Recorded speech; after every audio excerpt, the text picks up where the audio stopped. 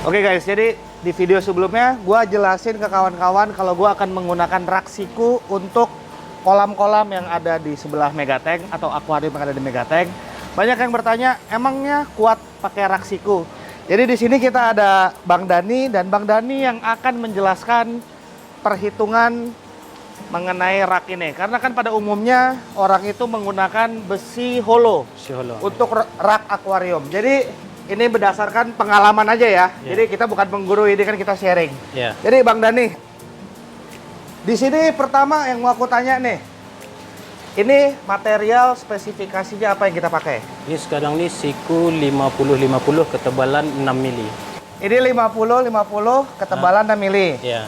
Ini kuat untuk sampai akuarium sebesar apa ini? Satu akuarium itu panjangnya 150, lebarnya 100, tinggi 60. Itu volume airnya 900 liter. 900 liter. 900 liter atau yang mendekati 1000 liter. 1000 liter itu kalau dikonversikan menjadi 1 ton. Iya. Jadi satu akuarium ini 1 ton, 3 akuarium ini jadi 3 ton. 3 ton. Di luar berat kaca. Jadi untuk rak ini bagian atas kuat sampai berapa ton? Kalau untuk kekuatan untuk bagian atas saja, kalau barang tak bergerak, ini kan akuarium, kan nggak bergeser-geser, nggak bergerak gitu kan? Secara nggak langsung sih nggak bergerak, tapi kan air itu bergoyang-goyang. Kalau Islam media tetap kan gitu. Ya. Kalau dia media tetap untuk sepanjang ini mungkin bisa lah anggaran sekitar 5 diangkatnya. 5 masih bisa? Masih diangkat. Oke. Nah, ini penyekoran ini membantu menaikkan kekuatannya berapa persen atau gimana? Kenapa dibuatnya banyak seperti ini? Skornya apakah? Ini sebetulnya untuk kunci dia agar barang itu tidak bergerak, bergeser. Yang kedua kan membantu memperkuat. Jadi kan yang satu ini untuk tiang utama, ini tiang penyangganya. Tiang penyangganya. Itu. Nah, jadi kan dibagilah beban tadi itu jadi satu tapak. Oke. Nah, jadi kalau besi siku ini ketebalan 6 mili, 5 kali berapa tadi speknya? 5 kali 5, 50 kali 50. 50 kali 50 ketebalan 6 mili dibanding kita adu dengan besi holo. Kalau besi holo, kita ada besi holo nggak di sini, Bang? Ada tuh. Ada, aku udah ambilkan tadi. Coba ambil, Bang. Kenapa kita menggunakan besi siku, kenapa nggak besi holo? Penjelasan Abang. Kalau kenapa? besi holo ini kita pakai pertama bentuknya cantik. Ini bentuknya cantik nih. Ini besi holo yang namanya besi holo. Kalau dari luar kita lihat bentuknya cantik. Persisi, siku semuanya. Tapi kalau kita lihat dari dalam, kita nggak akan tahu. Kalaupun ada nanti di rumah yang buat kanopi, ya kan? Entah itu 1 atau 2 tahun. Kan ada di yang paling ujung. Oke. Cobalah dibor, nanti akan keluar air. Kenapa keluar air? Karena istilahnya kan sifat udara kita di sini ini mengandung air. Dia akan sama dengan kita osteoporosis kan gitu kan. Masuk, padahal dia mengembun. Kok bisa masuk padahal holo ini ditutup rapat. Contoh yang nampak ini seperti ini. Ini apa? Ini holo ini ya. Ini holo bekas mana? Ini holo bekas kanopi yang di sini. Oh, bekas kanopi kemarin. Udah berapa lama? Kok ada lumpur di dalamnya? Oh, iya kan? Lumpur. Berkerak dia jadi. Berkerak di dalam. Kita nggak tahu di luarnya memang kita cat bersih, rapi gitu kan. Kita nggak tahu kerusakan dari dalam. Kropos dimakannya dari dalam. Walaupun kita cat berulang kali anti kerak di luar, ya kan dia akan kropos dari dalam. Kalau siku di mana kita ketemu kroposnya?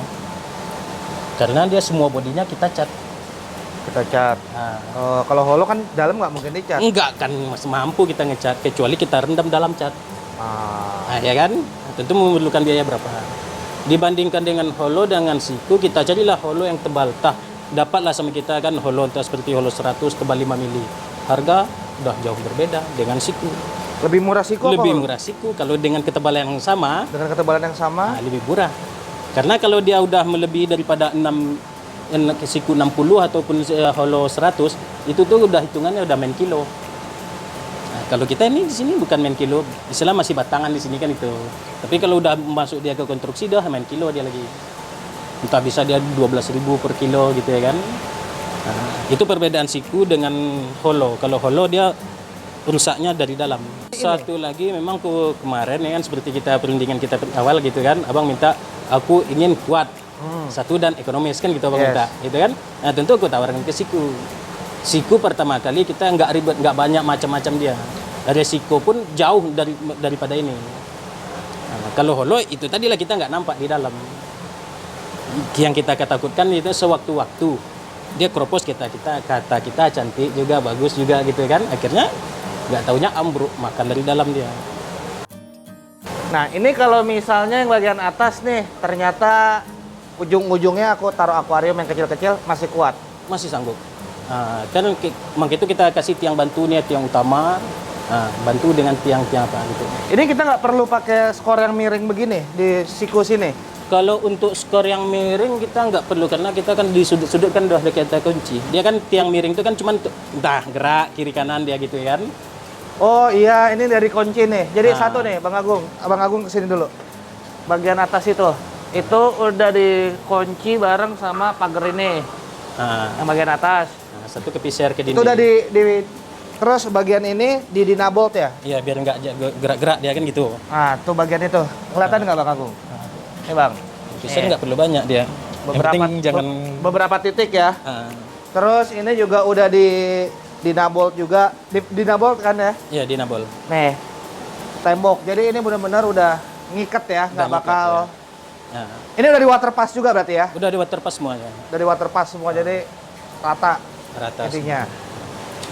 Nah, jadi berarti dengan model kayak gini, akuarium plus air dan lain-lain 4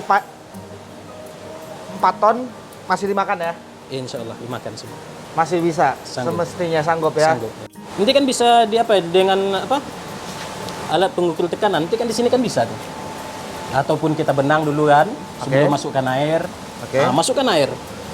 Kalau pergerakannya cuma 1 mili, biasanya tuh pergerakannya ini turunnya paling jauh 0,5 mili dengan muatan 1 ton. Karena apa? Ini udah membantu. Ini tidak akan bergerak. Dan ini juga bentangannya soalnya nggak ekstrim ya. Ini kan cuma 1,5 meter. Iya. Udah. Sebetulnya kalau gitu. untuk ke sini dia beratnya beban enggak. Tiang utama di sini dia beban tadi itu. Karena ujung akuarium di sini, yang satu lagi di sudut sana. Nah, ini yang bantu lagi nih. Sebetulnya beban-bebannya ke tiang, bukan Bebannya ke sini. ke tiang ya. Ini kan cuma untuk membagi aja. Membagi distribusinya ya biar dimakan sama sini. Nah, ini jadi untuk dudukannya sikunya dibalik ya Bang ya? Dibalik lah. Dibalik nih, jadi Biar rata lebar begini. dia. Biar lebar kan? Biar lebar dia dapat ke kaca tuh. Dapat ke kaca. Nah, terus untuk bagian kaki kemarin aku juga minta ke Bang Dani, ini dibuat sepatunya kotak, ngunci semua. Iya, biar lebar tapak untuk duduk ke batu. Jadi bukan kayak kan banyak orang buat rak kaki terus dikasih sepatu gitu doang. Sedikit gitu aja. Sedikit itu kan ya kurang aman lah ya. Tapi kalau kayak begini ini kan udah ngunci. Udah ngunci lah, Ngunci udah bantu semua. dia. Karena dia kan udah satu tapak dia jadinya semuanya. Kalau satu-satu entah 10 cm, 20 cm itu kan kasih sepatu gitu, di situ sepatu kan terpisah kakinya kan itu. Ya. Dan ini kan kalau misalnya sepatu masing-masing distribusi bebannya ya cuma dia doang yang makan. Kalau Iya. ini udah dibagi lagi Udah dengan dibagi yang dia. bagian sekelilingnya. Iya. Nah, jadi Bang Agung sini Bang. Ini gue buat ikatannya ini 150 dari sini ya Bang ya? Itu Iya kan? 153. Di sini ya? Iya, di sini dari- duduk. Jadi dia akuariumnya nanti bisa masuk langsung plug begini. Iya. Langsung sorong dari depan. Soalnya kalau misalnya 150-nya dari sini, susah nyolongnya masuk. harus dari samping, susah. Iya. Jadi nanti ujung bibir akuarium satu di sini, yang satu lagi ya di sini. Nih, Bang Agung, sini Bang. Nah, di sini berarti. Nah, inilah 150-nya. Nah, kalau 100-nya berarti dari depan sini ya. Iya. Dari depan sini sampai Sampai depan belakang, sana. Dan ini ada 1, 2, 3 skor tengah, berarti ini jaraknya sekitar 30. 30-an senti. Iya. Setiap 30 senti udah ada skor-skornya ini ya. Iya. Skor-skor ininya. Jadi sih semestinya kuat, apalagi ketebalan 6 mili. 6 mili. Ya. Kalau yang Abang tahu, untuk standar-standar akuarium biasanya pakai holo berapa? Holo 3, 4. Tunggu dulu lihat bebannya. Nah, kita kan sebelum kita melaksanakan pekerjaan kan kita Tahu harus dulu. tahu dulu. Nah, ya kan? beban sekian, tentu besinya harus disesuaikan. Kalau enggak kita hajar aja itu mau 30 gitu kan, rupanya muatannya seperti ini. Apa enggak komplain abang? Wah sebulan pakai baru udah ambruk kan gitu ya kan. Tentu harus kita pikirkan, hitung gitu kan. Yang kedua, yang ingin membuat tentu ingin bagus dan tahan lama. Jadi kalau abang nih rekomendasi ke kawan-kawan, biasanya kan kalau aku sih lebih ke ini ya, kita ngomongin budget ya. Iya. Holo atau siku. Soalnya kalau misalnya budgetnya langit nih, emang pakai apa aja juga bisa ya kan. Bisa lah. Tapi kan kawan-kawan ini pengen bagus, kuat, dan terjangkau. Kalau mau buat rak akuarium, rekomendasi abang seperti apa? Sebetulnya kalau dia ingin lebih aman, sebetulnya lari dia ke galvanis, tapi harga agak tinggi. Oh, galvanis soalnya anti karat segala macam. Anti karat dia, itu kan pipa air kan pakai galvanis gitu kan. Pakai galvanis, tentu istilahnya harga lebih tinggi dan ketebalannya kan gitu kan. Istilah timbal balik dengan siku. Kalau siku kan istilah seperti ini per batangnya sekian ratus ribu kan gitu kan, lebih ekonomis dia daripada itu. Dan kuatnya pun lebih kepada siku. Manisnya lari ke holo. Kekuatannya beda. Kuat, tetap kuat. Siku. Ini kayak ini kan, ini paling baru beberapa tahun ini. Ini umur kanopi gue mungkin 4 tahunan nih. Iya. Ini 4 tahunan dalamnya begini. Lumpur dalamnya itu. Ya, umur kanopi yang dipotong kemarin yang di atas megatank yang lama itu umurnya sekitar 3-4 tahun. Ya, kayak begini bentuknya. Ini udah jauh ya kekuatannya berkurang ya kalau kayak gini. Cukup. Kalau untuk kekuatannya masih ada, tapi nggak seperti yang baru. Berarti kan ada penurunan. Ada. Yang kedua pun dia kan di dalam udah makan dalam dia. Di luar kan udah mulai ngangsur. Ini kan cuman dia nahan atap. Kalau ini nahan air dan kaca. Ya, ini udah karat semua isinya nih. Yalah. Jadi gitu, kalau kalian ingin membuat rak, jadi besi siku bisa menjadi alternatif. Alternatif murah dia dari seginya gitu kan. Yang kedua pun kekuatannya. Nah, tapi kalau emang raknya untuk diekspos dan emang nggak mau ribet ya holo berarti. Tapi holo tadi Itu aja, dia kropos dari dalam dia. kropos dari dalam. Jadi mungkin itu yang bisa kita share. Makasih banyak Bang Dani karena banyak yang tanya, intinya emangnya kuat Bang? Gua nggak bisa jawab, gua nggak ngerti, makanya tanya aja main buat langsung. Iya. Jadi mungkin itu aja video kita kali ini dan see you guys in my next video. Bye bye.